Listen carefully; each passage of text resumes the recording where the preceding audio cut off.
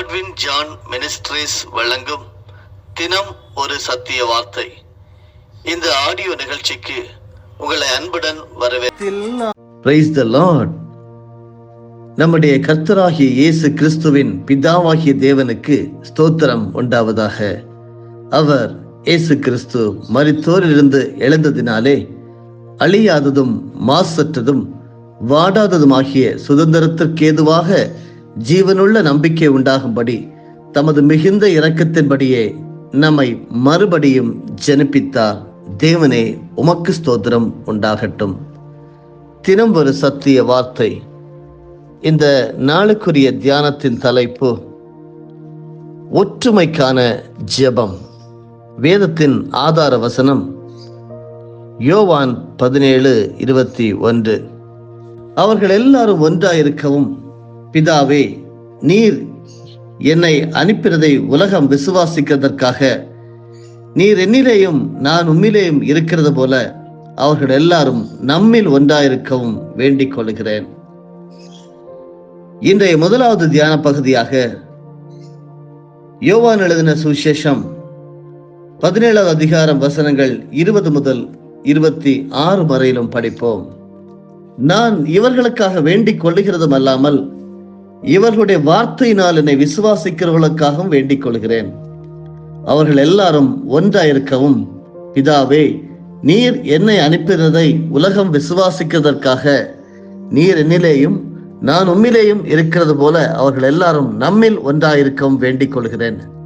நாம் ஒன்றாயிருக்கிறது போல அவர்களும் ஒன்றாயிருக்கும்படி நீர் எனக்கு தந்த மகிமையை நான் அவர்களுக்கு கொடுத்தேன். ஒருமைப்பாட்டில் அவர்கள் தேறினவர்களாய் இருக்கும்படிக்கும் என்னை நீர் அனுப்பினதையும் நீர் என்னில் அன்பாயிருக்கிறது போல அவர்களிலும் அன்பாயிருக்கிறதையும் உலகம் அறியும்படிக்கும் நான் அவர்களிலும் நீர் என்னிலும் இருக்கும்படி வேண்டிக் கொள்கிறேன். பிதாவே, உலக தோற்றத்துக்கு முன் நீர் என்னில் அன்பாயிருந்தபடியினால் நீர் எனக்கு தந்த என்னுடைய மகிமையை நீர் எனக்கு தந்தவர்கள் காணும்படியாக நான் எங்கே இருக்கிறேனோ அங்கே அவர்களும் என்னுடனே கூட இருக்க விரும்புகிறேன்.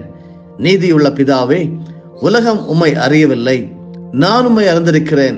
நீர் என்னை அனுப்பினதை இவர்களும் அறிந்திருக்கிறார்கள். நீர் என்னிடத்தில் வைத்த அன்பு அவர்களிடத்தில் இருக்கும்படிக்கும் நானும் அவர்களில் இருக்கும்படிக்கும் உம்முடைய நாமத்தை அவர்களுக்கு தெரியப்படுத்தினேன். இன்னமும் தெரியப்படுத்துவேன் என்றார் இயேசு. ஒற்றுமைக்கான ஜெபம். யோவான் எழுதின சுவிசேஷம் 17ஆம் அதிகாரம் நம்முடைய ஆண்டவர் இயேசு ஏறெடுத்த நீண்ட ஒரு ஜெபத்தை உள்ளடக்கியது. இந்த ஜெபத்தில் இயேசு கிறிஸ்து ஒற்றுமைக்காக ஜெபிக்கிறது சிறப்புக்குரியதாக நாம் பார்க்கிறோம். ஒற்றுமைக்கான ஜெபத்தில் சில உள்கருத்துக்கள் அடங்கியுள்ளன. அவைகளை 3 பகுதிகளாக சற்று தியானிப்போம். முதலாவதாக, தேவனுடைய ஜனங்கள் ஒன்றாயிருக்க வேண்டியதன் அவசியம் கூறப்படுகிறது. பிதா ஒருவரே. பிதா தாமே இயேசு கிறிஸ்துவை உலகத்திற்கு அனுப்பினார் என்பதை இயேசுவை ஏற்றுக்கொண்டாராத பிற மக்கள் விசுவாசிக்கிறதுக்காக அவர்கள் எல்லாரும் ஒன்றாயிருக்க வேண்டும் என்கிறார். ஆகவே ஒற்றுமையில் வெளிப்படுவது இறை சாட்சி என்பதை நாம் புரிந்து கொள்ள முடிகிறது.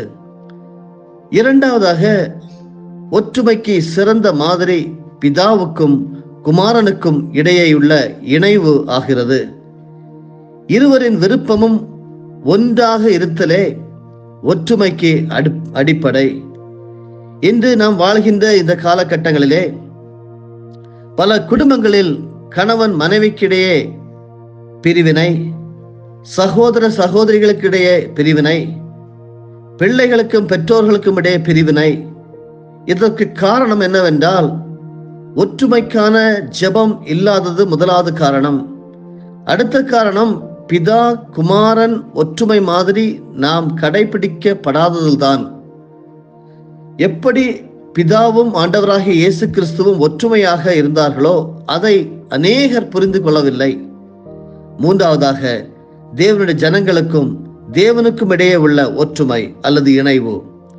பிதாவுக்கும் அவரது ஒரே குமாரன் இயேசு கிறிஸ்துவுக்கும் இடையே இருக்கும் அதேவித உறுதியான ஒற்றுமையே இணைவே தேவனுடைய ஜனங்களுக்கும் தேவனுக்கும் இடையே இருக்க வேண்டும். இந்த இணைவின் ஒற்றுமையின் மையம் ஒன்றே ஒன்றுதான். அதற்கு பெயர்தான் அன்பு. தேவன் தமது குமாரனை உலகத்திற்கு அனுப்பி இவ்விதமான அன்பை வெளிப்படுத்திக் கொண்டே இருக்கிறார். தேவனுடைய ஜனங்கள் அதற்கு பதில் அன்பை செலுத்த வேண்டும். அன்பானவர்களே, உங்களுடைய நிலை என்ன? என்னுடைய நிலை என்ன? ஆண்டவரோடு உள்ள நமது உறவோடு சகோதரரோடு உள்ள உறவை ஒப்பிட்டு பார்த்து உறவில் ஒன்றித்து வாழ துணிவோம். ஒற்றுமையோடு இறைவனில் ஒன்றிணைவோம். அதே போல நம்முடைய ஜெபம் எப்படி இருக்க வேண்டும் என்று வேதம் சொல்லுகிறது. நம்பிக்கையின் ஜெபமாக இருக்க வேண்டும். நம்பிக்கையோடு கூட இருக்கக்கூடிய ஜெபமாக இருக்க வேண்டும் என்று சொல்லி கற்றுக்கொள்கிறோம். மார்க் எழுதின சுவிசேஷம் 11வது அதிகாரம் வசனம் 24 சொல்லுகிறது, எவைகளை கேட்டுக்கொள்வீர்களோ அவைகளை பெற்றுக்கொள்வோம் என்று விசுவாசியுங்கள், அப்பொழுது அவைகள் உங்களுக்கு உண்டாகும் என்று ஆண்டவராகிய இயேசு நமக்கு கற்றுத் தந்திருக்கிறார். மார்க் 11வது அதிகாரம் வசனங்கள் 20 முதல் 26 வரையிலும் படிப்போம். மறுநாள் காலையிலே அவர்கள் அவ்வழியாக போகும்போது அந்த அத்திமரம் வேரோடே பட்டு போயிருக்கிறதை கண்டார்கள். பேதுரு நினைவு கூர்ந்து அவரை நோக்கி, ரபி, இதோ நீர் சபித்த அத்திமரம் பட்டு போயிற்று என்றான். இயேசு அவர்களை நோக்கி, தேவனிடத்தில் விசுவாசம் உள்ளவர்களாய் இருங்கள். எவனாகிலும் இந்த மலையை பார்த்து நீ பெயர்ந்து தள்ளுண்டு போ என்று சொல்லி தான் சொன்னபடியே நடக்கும் என்று தன் இருதயத்தில் சந்தேகப்படாமல் விசுவாசித்தால் அவன் சொன்னபடியே ஆகும் என்று மெய்யாகவே உங்களுக்கு சொல்லுகிறேன்.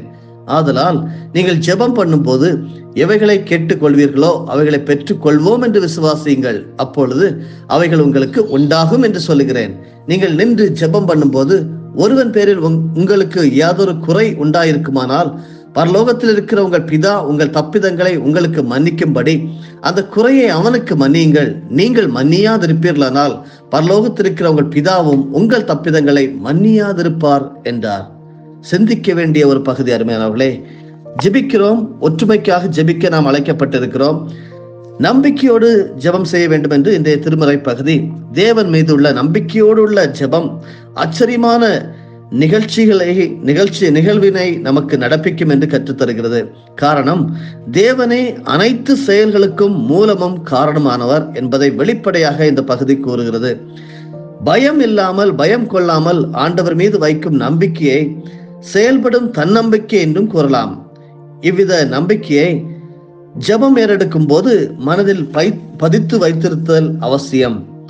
மேற்கத்திய கிறிஸ்தவத்தையும் சமயம் சார்ந்த தத்துவ மரபுகள், அதாவது இறையியல் கோட்பாடுகளை வடிவமைத்ததில் மிகப்பெரிய பங்கு வகித்தவர் புனித அகஸ்டின். அவர் நம்பிக்கையை குறித்து விதமாக கருத்து வெளியிட்டுள்ளார். நம்பிக்கையே வாழ்க்கையின் திறவுகோல்.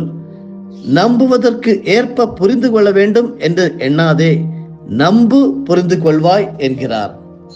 அருமையானவர்களே, நம்பிக்கையின் ஜெபம் வெறும் ஜெபத்தோடு நின்று விடாமல் செயல்பாட்டளவிலும் வெளிப்பட வேண்டும். எனவே ஜெபம் ஏறெடுக்கும் முன்னரே எவரொருவர் மீது நமக்கு குறை உண்டென்று உணர்ந்தால் நம் பரமபிதா நமது பிள்ளைகளை மன்னிக்கும்படி நாமும் நமக்கு எதிராக தவறு செய்தவர்களை முதலாவது நாம் மன்னிக்க வேண்டும் என்று சொல்லி கற்றுக்கொள்கிறோம்.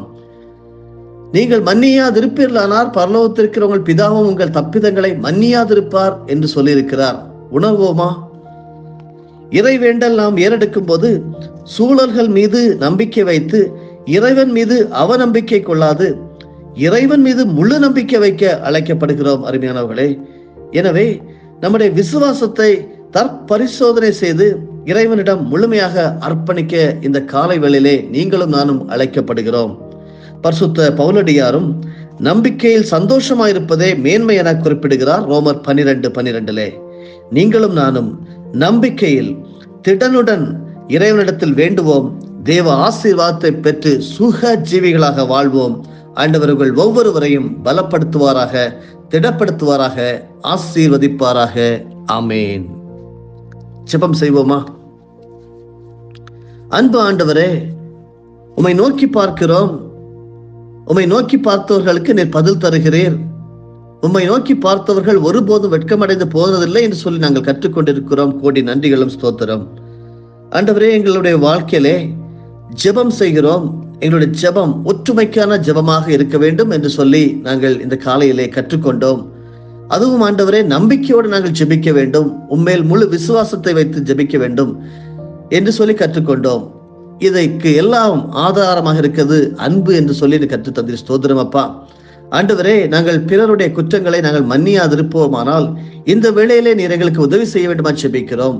என்னோடு இணைந்து ஜெபித்துக் கொண்டிருக்கின்ற ஒவ்வொரு பரிசுத்தவான்களும் நாங்கள் இப்பொழுது எங்களுக்கு விரோதமாக குற்றம் செய்த சகோதரர்களை, சகோதரிகளை, சபைகளை, விசுவாசிகளை நாங்கள் மன்னிக்கிறோம் என்று ஒரு தீர்மானம் எடுத்தார்களானால் அவருடைய தீர்மானங்களை நீர் ஆண்டவரை அங்கீகரிக்க வேண்டுமா ஜெபிக்கிறோம். அது ஆசீர்வாதமாக அவருடைய வாழ்க்கையில மாறட்டும் என்று சொல்லி அவர்களுக்கு ஜெபிக்கிறேன். ஆண்டவரே நன்றி. ஒற்றுமையோடு வாழ வழிகாட்டும் நல்ல ஆண்டவரே, இந்த உலகில் வாழும் நாங்கள் பிரிவினையை தவிர்த்து இணைந்து வாழ உம்முடைய விருப்பம் நிறைவேற்ற எங்கள் ஒவ்வொருவருக்கும் துணை புரிய வேண்டுமா ஜெபிக்கிறோம் அப்பா. நம்பிக்கை நங்கூரமானவரே, எந்த நிலையிலும் உம்மில் நாங்கள் நிலைநிற்க எங்கள் ஒவ்வொருவருக்கும் துணை புரிய வேண்டுமா ஜெபிக்கிறோம். நம்பிக்கையோடு ஜெபித்து ஆண்டவரே, ஒற்றுமைக்காக ஜெபித்து சுக ஜீவிகளாக ஆசீர்வாதமாகவே வாழ எங்களை அர்ப்பணிக்கிறோம். கர்த்தர் அப்படி செய்கிறபடியால் நமக்கு ஸ்தோத்திரம். எல்லா துதி கன மகிமை என் தேவனுக்கே செலுத்துகிறேன். மீட்பர் இயேசுவின் மூலமே ஜெபிக்கிறேன் நல்ல பிதாவே, ஆமேன். என் ஆத்துமாவே கர்த்தரை ஸ்தோத்தரி, என் முழு உள்ளமே அவருடைய பரிசுத்த நாமத்தை ஸ்தோத்தரி. என் ஆத்துமாவே கர்த்தரை ஸ்தோத்தரி, கர்த்தர் செய்த சகல உபகாரங்களையும் மறவாதே. ஆமேன்.